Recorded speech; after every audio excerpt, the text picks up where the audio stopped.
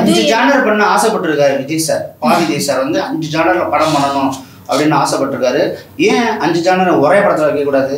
5 படம் நம்ம பண்ண திருப்தி வரும் இல்லையா, அதுக்கு பண்ணியிருப்பார் போல. எனக்கு இதெல்லாம் விட ஒரு விஷயம் என்னன்னா, லாஸ்டா கிளைமேக்ஸ்ல வந்து அந்த பணத்தை எரிக்கணும் இப்படிங்கிறக்குள்ள எரிச்சிட்டு போயிட்டே இருக்காரு.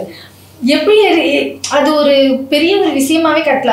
ஆக்சுவலி அதுதான் கிளைமேக்ஸ், அதுதான் ரொம்ப இம்பார்ட்டன்டான ஒரு விஷயம்.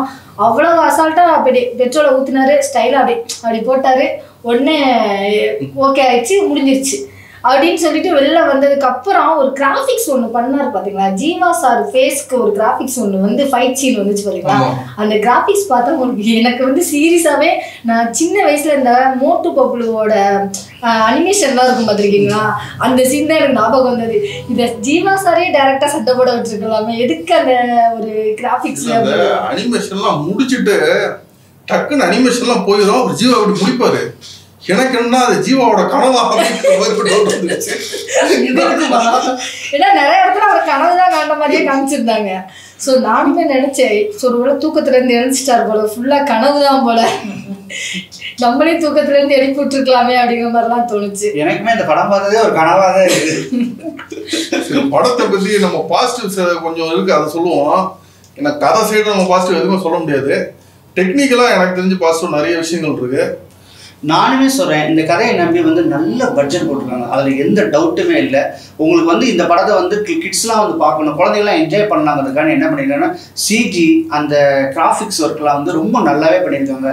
அந்த டிஐ கலர் கரெக்ஷன் எல்லாமே நல்லா ஒன்று இருக்குது. ஒரு டெக்னிக்கலாகவே கொஞ்சம் ஓரளவு வந்து அந்த படத்தை வந்து நான் உட்கார வைக்கிற மாதிரி இருக்குது. இவங்க என்ன தப்பு பண்ணிட்டாங்கன்னா முழுக்க பாவியை நம்பிட்டாங்க, அவர் சொன்ன கதையை நம்பிட்டாங்க. முக்கியமான விஷயம் இந்த படத்தில் வந்து சித்த மருத்துவத்தை வந்து நான் பாடம் எடுக்க போகிறேன்னு சொல்லிட்டு பாடம் எடுத்தது வந்து சித்தர்களை பற்றியும் சித்த மருத்துவத்தை பற்றியும் சொன்ன டீட்டெயில் தான் வந்து பார்த்திங்கன்னா கிட்டத்தட்ட 2.25 மணி நேரம் படத்தில் வந்து ஆல்மோஸ்ட் ஒரு 1.25 மணி நேரம் 1.25 மணி நேரம் வந்து இந்த ஸ்டோரியே வந்து நான் அங்கே லேக் அடிச்சதுன்னு சொல்ல முடியும். வர்ற விஷயத்த தெளிவாக ஒரு 10 நிமிஷம் 15 நிமிஷம் சொல்லி மக்கள் மனதில் ஆணித்தரமாக அமைக்கிற மாதிரி ஒரு ஸ்க்ரீன் பிளே பண்ணியிருந்தாங்கன்னா படம் உண்மையிலே வேறு ரேஞ்சில் போயிருக்கணும். தெரியாத விஷயங்கள் நிறைய விஷயங்கள் இருக்குது, ஆனால் அந்த விஷயங்கள் கூட நமக்கு தேவைப்பட்டு கடைசியில் அந்த விஷயத்தால நம்ம சக்ஸஸ் ஆக போகிறோம் இல்லைன்னா சக்ஸஸ் ஆகிட்டோம் நம்ம தோத்துட்டோங்கிற ஒரு விஷயத்தை கிளியர் பண்ணாமல் வாட்ஸ்அப்பில் ஃபார்வேர்ட் மெசேஜ் மாதிரி வந்து போயிடுச்சு. ஒரு தடவை நம்ம படிக்கிறதோட நம்ம மறந்துடுவோம் மெசேஜை. ஸோ அந்த மாதிரி தான் விஷயங்கள்லாம் இருக்குது. என்ன சொல்றீங்க? வெறும் அர்ஜுன் ஸ்டோரியே அவங்க டீட்டெயில் பண்ணியிருந்தாங்களே படம் நல்லா கரெக்டாக சொல்றீங்க. நானும் அதுதான் நினச்சேன். ஏன்னா ஹாரரே இல்லாமல் இந்த படம் கொடுத்துருந்தாங்க அப்படின்னா கண்டிப்பாக ஒரு அட்லீஸ்ட் நிறையா பேருக்கு வந்து புரியவாது செஞ்சுருக்கோம். புரியாமையும் போனதுக்கு முழுக்க காரணம் ஹாரருங்கிற ஒரு விஷயத்த நம்ம பயமுறுத்தணும், ஒரு விஷயத்த கொண்டுட்டு வரணும் அப்படின்னு சொல்லி உள்ள வாண்டடாக திணிச்ச மாதிரி இருந்தது. அந்த மாதிரி இல்லாமல் நிகழ்காலத்தில் தேடி போகும்போது ஏதோ ஒரு புக்கோ அந்த ஒரு இதில் வந்து அவர் ட்ராவல் பண்ணுற மாதிரி இருந்தால் கூட நல்லா இருந்திருக்குமோன்னு தோணுது. டோட்டலாக வந்து எப்படின்னா ஹாரர் ஜானர் கொடுத்தா பெஸ்ட்டாக எல்லாரும் பார்ப்பாங்கங்கிற ஒரு மைண்ட் செட்லேயே டோட்டலாக அதுலேயே இது பண்ணனால கதையில் டோட்டலாக இதாகிடுச்ச மாதிரி தோணுது. படத்துல லாஜிக் மிஸ்டேக்ஸ்னு என்னவே முடியல, அவ்வளோ லாஜிக் லாஜிக் மிஸ்டேக். ஆமா, 800 வருஷத்துக்கு முன்னாடி இருந்தவங்களும் இப்போ வரைக்கும் உயிரோட இருக்காங்க. எவ்வளவு பெரிய விஷயம் சார். ஆமா, லேடி வந்து ஏதோ ஒரு காலத்துல வந்து அங்க வந்து ஏற்கனவே மிடில் ஏஜ்ல இருக்காங்க, இன்னைக்கு உயிரோட இருக்காங்க. கேட்டா 99 இயர்ஸ்ங்கிற மாதிரி சொல்றாங்க. அதுவும் எனக்கு என்னன்னா கொரோனா பற்றிலாம் ஜீவா சார் பேசினார். எனக்கு என்ன டவுட் ஆகி போச்சுன்னா இது எந்த பீரியட்ல நடக்குதுங்கிறதே எனக்கு இது பண்ண முடியல. கொரோனாலாம் வந்ததுன்னா அப்படின்னா 2018, இப்போ வந்து ஒரு 1 இயர் ஆகுது அப்படின்னா கூட 2019-20 அவங்க சொல்றது பார்த்தீங்கன்னா 1960-47 அந்த ஆங்கிலேயர் காலத்தில் சொல்றாங்க. 47க்கு முன்னாடி நடந்த ஒரு விஷயம். ஜீவா இப்போ இருக்கிற கரண்ட்லன்னு சொல்லி இது பண்ணி சொன்னாரு. பட் அந்த லேடியோட ஏஜுக்கு எனக்கு என்ன தோணுதுன்னா அவங்க பர்த்டே February 29th நினைக்கிறேன். 4 வருஷம் ஒரு கதை அவங்க ஒரு வயசு ஏறுது. வயசு கம்மியாக உயிரோட இருக்காங்க. அதுதான் அந்த சித்த மருத்துவத்தை வந்து அவங்க வந்து அமெரிக்கன்ஸ் வந்து எப்பவுமே வந்து டிஸ்கவரின்னா நாங்கள் தான் இருக்கணும், இந்தியன்ஸ் வந்து டிஸ்கவர் பண்ணால் நாங்கள் ஏற்றுக்க மாட்டோம்னு அப்படி சொன்ன விஷயங்கள் வந்து ஓரளவு வந்து ஒரு உண்மையாக கூட நம்மளுக்கு இருந்திருக்கலாம். அதனால் வந்து அந்த உண்மை வந்து மனசில் பட்டுச்சான்னு இல்லை. இந்த படத்தை பொறுத்தவரை 7ஆம் அறிவிலேயே நம்ம முருகதாஸ் சார் வந்து ரொம்ப டீட்டெயில்டாக எக்ஸ்பிளைன் பண்ணிட்டாரு. அப்படி ஒரு போதி தர்மன்கிற ஒரு கேரக்டர் வந்து அறிமுகப்படுத்த அன்றைக்கெலாம் நமக்கு ரொம்ப புதுசு, ஒரு அருமையான அப்படியே கண்ணை வந்து விரிச்சு வச்சு பார்த்துக்கிட்டு இருந்தா அந்த சீன்ஸ். அதுலேயும் பார்த்தீங்கன்னா இந்த மாதிரி தான். அதான் குணப்படுத்த முடியாத ஒரு வைத்தியத்துக்குலாம் வந்து மருந்து வந்து நம்ம மூலிகையிலே இருக்குன்னு சொல்லிட்டு ரொம்ப சொல்லியிருப்பாரு. அந்த இடத்துல போய் திருமணம் வந்து அதே மாதிரியே வந்து பார்த்தீங்கன்னா நமக்கு வந்து துரோகம் பண்ணி தான் அவரையும் கொள்ளுவாங்க. ஸோ அதே மாதிரி தான் இங்கேயுமே நடந்துகிட்டு இருக்கு. என்ன பொறுத்தவரை இந்த படத்தில் இந்த மொக்கை அடித்த விடாமேஜில் பண்ண அர்ஜுன் சார் வந்து இதில் ஒரு நல்ல கேரக்டராக பண்ணோம். ப்ரோ சொல்கிற மாதிரி ஜீவா சார் வந்து ஹீரோவா, அர்ஜுன் ஹீரோவாங்கிற மாதிரி இருந்துச்சு. படத்துக்கு பெரிய பெரிய ஒரு ஆறுதலான விஷயம், அர்ஜுனோடைய ஓவர் பெர்ஃபார்மன்ஸ் பண்ணாமல் இந்த கேரக்டர், அதாவது ஒரு சித்த வைத்தியர், அவருக்கு என்ன வேணுமோ ஆனால் கோட் செட்டை போட்டு ஒரு சித்த வைத்தியர் எப்படி பண்ணணுமோ அது அப்படி. ஆனால் 7ஆம் அறிவில் பார்த்தீங்கன்னா அவர் மாசான முண்டாஸ்லாம் கட்டி ஒரு மாதிரியா அது என்ன சொல்கிறது அந்த இதெல்லாம் போட்டுட்டு பண்ணுவார். அது பொருத்தமாக இருந்துச்சு. இதே இவரும் பார்த்தீங்கன்னா இந்த 200-300 வருஷத்துக்கு முன்னாடி பார்த்தீங்கன்னா அந்த கோட் ஷர்ட் எல்லாமே போட்டு பிரிட்டிஷ்காரன் காலத்துக்கு வந்து வாழ்ந்தபோது எப்படி இருந்திருக்கோளோ அதெல்லாம் வந்து பண்ணது வந்து கொஞ்சம் இதாக இருந்தாலும் லாஜிக் மிஸ்டேக் இருந்தாலுமே அவரோட கேரக்டருக்கு சரியாகவே பொருத்தமாக அந்த ஓவர் பில்டப் அதெல்லாம் இல்லாமல் கரெக்டாக கணக்கச்சிதமாக பண்ணியிருந்தாங்க.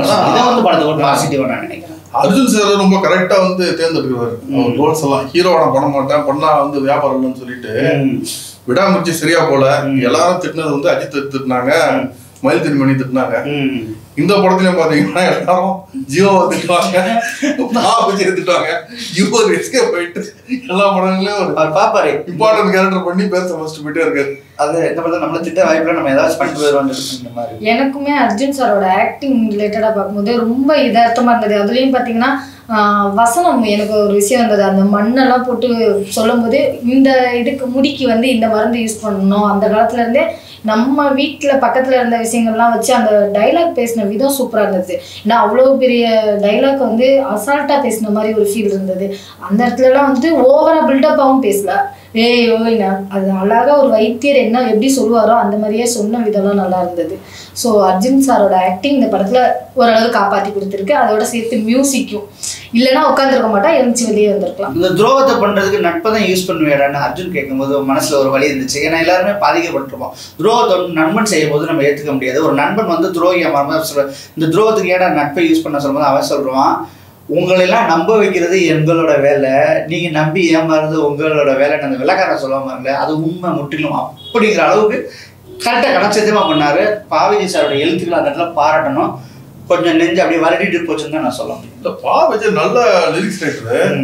இந்த படத்தில் வந்து அவர் ஒரு படம் பண்ணால் நிறைய வந்து ஒரு பாடல் சார்ந்த ஒரு படம், நிறைய லிரிக்ஸோட படமாக வரும்னு எதிர்பார்த்தா அந்த மாதிரி சுத்தமாக இல்லை அந்த படம். கண்டிப்பாக படத்தில் வந்து ப்ளஸ்ன்னு சொன்னோம்னா இதுதான் இந்த படத்துக்கு backbone, the pillar of the Aghathiyaa அப்படின்னா யுவன் சங்கர் ராஜா தான் நம்ம சொல்ல முடியும். இந்த படத்தில் வந்து கொஞ்சமாவது ஒரு ஆடலாக உட்கார ஆரம்பித்தோம் அப்படின்னோம்னா யுவன் சங்கரோட பிஜிஎம் வந்து நிறைய இடங்களில் வந்து ஒர்க் அவுட் ஆச்சு. நிறைய இடத்துல ஆர்ஆர் வந்து கரெக்டாக போட்டுருக்கான்னு தான் சொல்ல முடியும். அதெல்லாம் இல்லாமல் பார்த்தோம்னா படம் வந்து இன்னொன்று எல்லாரும் அவ்வளோ கஷ்டப்பட்டு போட்ட ஹார்ட் ஒர்க் வந்து ஒரு ஸ்டோரி ஸ்கிரிப்ட் சரியில்லாதனால நம்ம ஆடியன்ஸ் இப்போ நம்ம வந்து நம்ம அடுத்த சரி தெரியறனால அவங்க போடுற கஷ்டம் தெரியுது. பட் ஆடியன்ஸை நம்ம பார்க்கும்போது உட்காந்து பார்க்க முடியல. எல்லாரும் ஹார்ட் ஒர்க்கும் டோட்டல் வேஸ்ட். தியேட்டர்ல இன்னைக்கு நிறைய பேர் சொல்றாங்க நம்மள மாதிரி ரிவ்யூஸ்னால தான் வந்து படம் ஓட மாட்டேங்குன்னு. இன்னைக்கு ஷோவே ஓடி இருக்காதுங்க. 10 பேர் ரிவ்யூவரா வந்து உட்காந்துருக்கோம். இதை தாண்டி ஒரு 10 பேர் 15 பேர் தான் வந்து ஆடியன்ஸ் வந்து டிக்கெட் வாங்கி உட்காந்துருந்தாங்க.